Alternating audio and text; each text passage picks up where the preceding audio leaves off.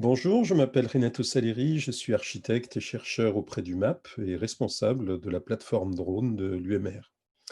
Je contribue donc au chantier scientifique de Notre-Dame en développant un outil qui permet le relevé périodique de l'extrado des voûtes de la cathédrale. Là où l'incendie du mois d'avril a déposé une quantité importante de gravois issus de la combustion de la toiture et des charpentes. Alors, le chantier scientifique de Notre-Dame collecte et traite de très importants volumes de données de toute nature qui seront interprétées et exploitées notamment par les équipes de maîtrise d'ouvrage impliquées dans la restauration. Cela comprend par exemple des nuages de points 3D obtenus par lasergrammétrie ou photogrammétrie, des photographies, des maillages 3D, des annotations textuelles, des analyses physico-chimiques, des échantillons sonores spatialisés. À noter que les groupes de travail bois et structure ont besoin d'états des lieux les plus précis possibles de l'édifice en 3D tout au cours du temps. On parle alors de 3D, de relevé 3D multitemporel. Pour que les données 3D soient exploitables, il faut qu'elles soient également comparables, ce qui implique des sources de données homogènes et autant que possible identiques.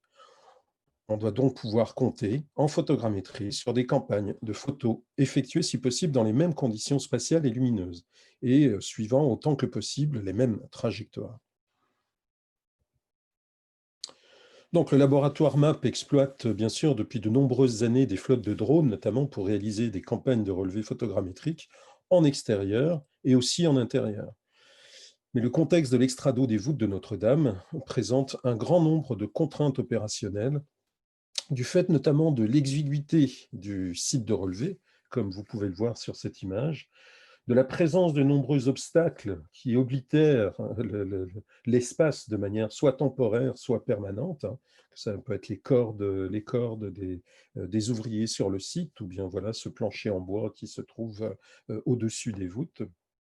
Donc, de ce plancher technique de consolidation qui masque, en l'occurrence, les constellations satellites nécessaires au positionnement des drones, et puis, eh bien, vous le voyez, l'impossibilité de piloter un drone à vue dans ces conditions, ce qui rend de fait impossible l'utilisation de ces machines dans ce contexte.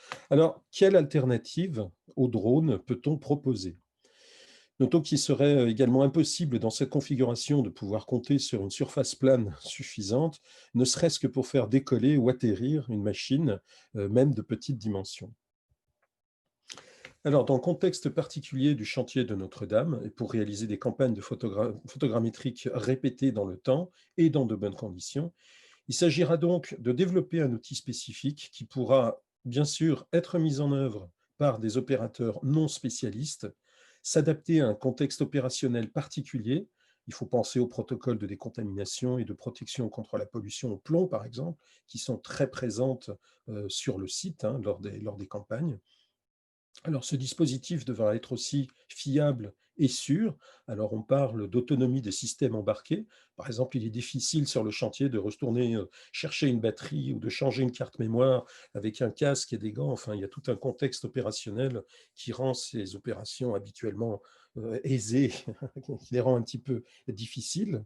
Il ne faut pas, bien sûr, non plus entraver les opérations des acteurs présents sur le chantier, ne pas dégrader outre mesure les vestiges historiques présents, évidemment.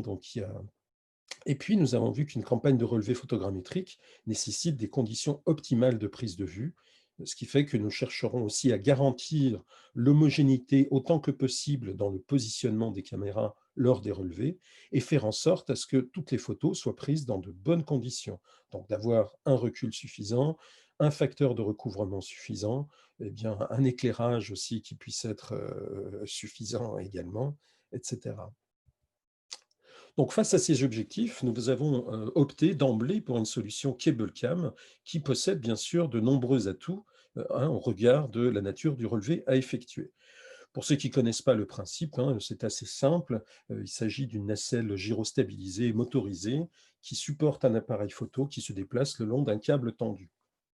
C'est un principe existant, c'est un dispositif qui existe, qui est souvent utilisé dans des événements sportifs, culturels, comme des concerts, dans les stades notamment, ou pour des prises de vue cinéma, etc., etc. Donc c'est vraiment une technologie qui existe, hein. Donc c'est le premier intérêt de cette technologie. Elle serait disponible immédiatement, puisque de nombreux fabricants donc, proposent des solutions même à très faible coût, hein. Un autre avantage est que le positionnement des câbles de support est rapide, peu onéreux et dans le contexte de Notre-Dame, plutôt facile à mettre en œuvre parce que du coup, il y a du bois absolument partout, donc ce n'est pas difficile de venir eh bien, placer des éléments de support pour le câble à peu près n'importe où. Ensuite, il existe aussi des modèles de taille très réduite. Et puis, enfin, il est pilotable à distance et en général, les modèles existants sont paramétrables, voire même programmables pour la plupart. C'est-à-dire qu'on va pouvoir programmer eh bien, des allers-retours automatiques, des time-lapse, enfin, tout ce qui peut être programmé sur ce genre de dispositif. En revanche, la première solution commerciale que nous avions retenue n'est pas idéale pour le chantier de Notre-Dame, dans la mesure où il présente, alors comme vous pouvez le voir, une extension verticale qui est somme toute assez importante. Il ne peut pas être utilisé lorsque les opérations de déblayage sont en cours, puisqu'il peut entraver, comme on l'a vu tout à l'heure, hein, les déplacements des cordistes, des ouvriers, des opérateurs qui travaillent suspendus au plancher technique qui est posé donc sur les murs gouttereaux.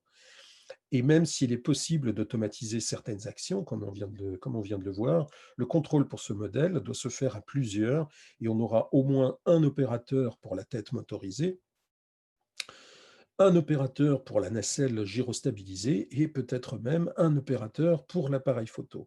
Donc dans ces conditions, la coordination entre les trois éléments rend très difficile l'appréciation du facteur, notamment de recouvrement interimage, qui est fondamental en photogrammétrie. Ensuite, parmi les contraintes opérationnelles liées au site, nous avons évoqué l'enchevêtrement des gravats qui peuvent occasionner de nombreux masques, ce qui conduira immanquablement à des régions lacunaires en données 3D. Donc, il s'agira de multiplier au possible les clichés afin de réduire au maximum ces zones auto-occultées. D'autres éléments présentent une forte extension verticale qui remonte même parfois au-dessus de la cote des câbles posés, hein, sous les planchers et donc qui sont impossibles à relever même avec un cable cam. Ces éléments à noter qui devront être documentés par ailleurs à la demande de manière plus empirique et plus classique, comme tout le travail effectué depuis le début du chantier par Alexis Comenda du C2RMF. Nous, personnellement, comme opérateur Cablecam, nous avions l'interdiction d'accéder en plus aux câbles de support sans un équipement spécifique. Il est donc impossible d'accéder au contrôle du dispositif, de l'appareil photo ou du Cablecam, une fois que celui-ci est pris en charge par le cordiste qui l'installe, lui, sur le câble, et il est assuré, il a un harnais, enfin, disons que ça demande une mise en œuvre un petit peu particulière. Il faut donc prévoir et déclencher toutes les actions qui ne seront pas téléopérables à distance une fois le cable cam lancé à travers la nef. Une fois qu'il est lancé, on ne peut plus rien faire, on ne peut que le contrôler à distance. Et donc ça prévoit, il s'agit de prévoir un protocole un peu particulier. Donc de déclencher toutes les actions qui n'auront pas été, qui ne sont pas téléopérables, une fois que le cable cam est lancé en fait, hein.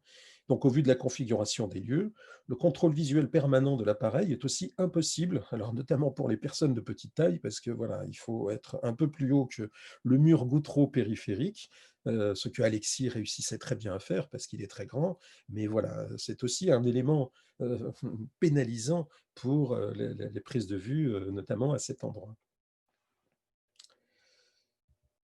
Donc, pour répondre à ces problèmes opérationnels, somme toute contraignants, hein, nous l'avons vu, on a été amené à développer un dispositif sur mesure pour Notre-Dame, qui améliore effectivement les caractéristiques de la solution clé en main que nous venons de parcourir rapidement. Alors, celui-ci devra faciliter sa mise en œuvre, bien sûr, qui ne nécessite sur place qu'un seul opérateur pour la partie cable cam, même si l'installation sur câble sera quand même assurée par des cordistes accompagnants. Une plus grande compacité de l'ensemble, alors on réduit pratiquement de moitié l'extension verticale du dispositif, et puis surtout, en l'occurrence, une meilleure répartition des masses, enfin avec un surbaissement des batteries, le positionnement spécifique des caméras, etc., pour le rendre plus compatible à ce chantier spécifique. Donc, ce qui fait qu'on développe un véritable cable cam de terrain dont tous les éléments peuvent être aussi, et c'est important dans ce contexte, décontaminés facilement. Donc, des matériaux plastiques inertes, des caméras de sport étanches, en l'occurrence ici les caméras que nous avons choisies, etc. Donc, à noter que pour les besoins du chantier, hein, donc pour la facilité de transport, le passage aisé dans le sas de décontamination, nous avons réussi aussi, nous avons réuni l'ensemble des ressources nécessaires au fonctionnement du cable cam dans une seule, unique mallette étanche qui contient donc tous les éléments nécessaires, les batteries, les éléments de commande, etc. Et tout ceci est voilà, regroupé, compact, et on peut l'emmener sur le chantier sans problème. Alors que la première solution du cable cam, effectivement, tous ces éléments étaient séparés et rendaient plus difficile l'accès au site. L'intérêt de tout ceci étant que l'on puisse effectuer ce qu'on appelle un transfert d'opérabilité en direction d'acteurs déjà impliqués dans les opérations de suivi et de photodocumentation du chantier, ici avec Alexis Comenda du C2RMF, qui nous a accompagnés lors des missions de terrain et qui a été en mesure plus tard de déployer de manière totalement autonome le cable cam sur le site de Notre-Dame. Alors, afin de garantir la prédictibilité et la répétabilité des campagnes de prise de vue, nous avons recouru à une méthode qui simule l'emprise du frustum des caméras sur la scène à relever, qui est connue à l'avance de manière assez grossière, hein. Alors, nous sommes partis ici du relevé de Talon et dans ce modèle 3D numérique sommaire, nous avons positionné les caméras virtuelles qui reprennent très exactement les caractéristiques des caméras positionnées sur le cable cam à la hauteur des câbles qui seront par la suite installés dans la réalité. Alors, on a pu, comme ça, un petit peu jouer avec cette installation virtuelle et apprécier visuellement le meilleur angle de prise de vue, à l'horizontale, à la verticale, la meilleure disposition des caméras dans la monture, sous le cable cam, et puis aussi d'estimer le meilleur ratio vitesse de déplacement, intervalle de déclenchement, afin d'obtenir un facteur de recouvrement suffisant, sans multiplier inutilement le nombre d'images produites.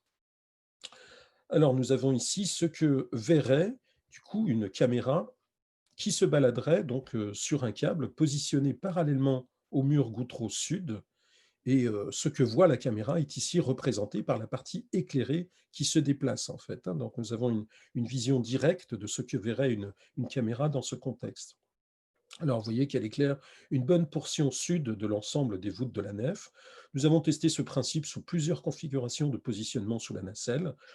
Et en fin de compte, nous avons décidé de conserver que les câbles traversants, étant donné que les câbles longitudinaux, ici donc en jaune, présenteraient des incompatibilités avec les opérations de déblaiement. Donc effectivement, les extrémités des travées sont fortement sollicitées par les cordistes notamment, hein, qui déblayent, tous les déblais de matériel se font par cette zone. Donc effectivement, un cable cam ou un dispositif sur câble à cet endroit entraverait leurs actions de fait. Donc nous avons conservé finalement que les câbles traversants. Nous avons donc développé à cet usage une tête de support pour 2 caméras, donc qui traverserait la nef, comme on le voit ici, et qui pivote de 90 degrés en bout de ligne, grâce à un dispositif mécanique que nous avons mis au point au MAP. Il peut être déclenché par une butée fixe placée à proximité du câble ou par l'action d'un assistant sur le dispositif donc à l'autre bout de la nef. Alors, voici l'effet du positionnement de 2 caméras placées ainsi, dos à dos, et qui se déplaceraient transversalement à la nef, avec ce principe justement de remplacer par une source d'éclairage le cône de vision de notre caméra. Alors malheureusement, cette disposition présente un défaut de recouvrement dans le sens de la marche, hein, dans le sens longitudinal, qui a été compensé donc par un troisième trajet avec les caméras dans l'axe, ce qui est un peu pénalisant en temps de, qui peut être très chronophage sur le chantier. Ça implique une manipulation supplémentaire, etc. Donc, ce n'était absolument pas pratique sur le chantier. Nous avons développé à cet effet une nouvelle tête de support, cette fois pour supporter 3 caméras, donc ce sont 3 caméras identiques, qui permettent d'obtenir le même recouvrement que sur la simulation précédente, mais cette fois-ci en un seul aller-retour, mais avec un pivotement de 180 degrés en bout de ligne. Donc en un aller-retour, on arrive à recouvrir absolument toute la zone, ce qui est un petit peu simulé sur cette diapo. Alors bien sûr, cette configuration est bien plus efficace en termes de recouvrement inter-image, inter- et intra-image, comme l'attestent les 2 simulations suivantes sur lesquelles on a superposé l'ensemble des clichés virtuels réalisés au cours d'une traversée simulée comme ceci. Donc cette configuration est bien plus efficace, effectivement, comme on peut le voir. La simulation 3D préalable a été extrêmement précieuse dans le processus de conception du dispositif destiné à un terrain complexe, comme c'est le cas ici. Donc, cette méthode d'optimisation préalable des paramètres d'acquisition photogrammétrique pourrait encore être améliorée dans le futur, hein. Par exemple, l'étude des histogrammes superposés que l'on voit ici en bas permettrait de plus d'apprécier ce petit faible surplus de luminance dans l'image produite avec 3 caméras, ce qui pourrait permettre d'objectiver les performances des solutions proposées en termes de recouvrement d'image et peut-être à terme de proposer de nouvelles configurations d'acquisition inédites en termes d'angle de prise de vue, de vitesse de déplacement, d'intervalle de déclenchement, etc., avec une assistance plus poussée, voire une automatisation du choix des solutions performantes. Alors, cette piste de recherche est actuellement encore à l'étude, bien sûr, et nous allons certainement l'améliorer dans les semaines ou dans les mois à venir. Alors, à noter que nous avons eu l'occasion de tester à 5 reprises sur le site donc, la validité des paramètres obtenus par simulation, après avoir fabriqué les prototypes, tous les prototypes que nous avons pu tester auprès du Fab Lab de l'ENSAL, donc de l'école d'architecture de Lyon, auprès duquel nous avons pu alors imprimer et découper toutes les pièces conçues en 3D.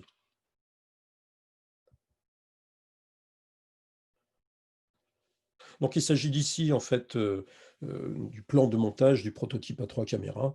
Pour information, après simulation et test sur site, nous avons arrêté la vitesse de déplacement à 25 cm par seconde et un time-lapse de 5 secondes pour toutes les caméras de manière synchrone, qui s'est révélée être la solution la plus efficace en termes de recouvrement, sans avoir trop d'images pendant les prises de vue. Alors ici, on peut voir l'emprise de la toute première campagne test effectuée en mars, au mois de mars 2020, à l'extrémité du cœur, avec 2 câbles installés par les cordistes. L'objectif étant ici de valider rapidement l'approche pour la généraliser à l'ensemble de l'extrado des campagnes, lors des campagnes suivantes. Donc la première restitution 3D effectuée à l'issue de cette toute première campagne confirme l'intérêt du dispositif. Le résultat est bien fidèle au pronostic établi par la simulation. Toutes les zones sont effectivement couvertes et la précision du nuage de points est de l'ordre de 2 mm à cette distance. Alors ici, vous avez l'emprise de la seconde campagne effectuée début juin sur le chœur et la nef, qui nous a très vite confirmé la difficulté représentée par une bien plus faible hauteur disponible sous le plancher, donc côté nef, ce que nous avions pressenti par la simulation effectuée à cet endroit. Alors ici, cela nous a contraints à utiliser des perches notamment pour réaliser des clichés complémentaires puisque la distance au plancher était bien insuffisante pour laisser passer même le cable cam. Il était assez difficile d'obtenir une corrélation exploitable et de nombreux tests ultérieurs avec des jeux de photos différents ont dû être réalisés pour l'occasion. Ici, vous avez la première campagne effectuée par Alexis donc, sur le site de manière autonome et qui est tout à fait réussie et conforme aux attentes et aux prescriptions des simulations que nous avons pu effectuer au laboratoire. Donc finalement, après ces premières utilisations en conditions réelles, nous pouvons dire que le matériel et le protocole sont valides, sont efficaces hein, au regard des besoins de la campagne. Le dispositif proposé est effectivement exploitable par des personnes non spécialistes de la photogrammétrie sur le terrain. Voilà ce que nous cherchions à faire. Malheureusement, alors l'utilisation fréquente, quasiment quotidienne, comme elle était prévue au départ, a été impossible, bien sûr, à cause du confinement, mais le dispositif nous a quand même permis de documenter les étapes clés du déblaiement des voûtes et les données produites sont en cours de dépôt sur la plateforme NDAM, en particulier dans le Viewer 3D et à disposition de toute la maîtrise d'œuvre et de tous les groupes de travail rattachés à ce projet. D'ailleurs, nous travaillons actuellement à une nouvelle version du cable cam multi-usage hein, qui pourrait être compatible avec des campagnes de prise de vue en élévation, notamment comme cette vue que nous avons pu extraire des campagnes effectuées avec les configurations classiques et qui pourrait servir à documenter des éléments verticaux, alors des murs, des façades, comme voilà, ces quelques tests qui ont été réalisés ici à la demande de la maîtrise d'ouvrage lors des campagnes du mois de juillet, par exemple.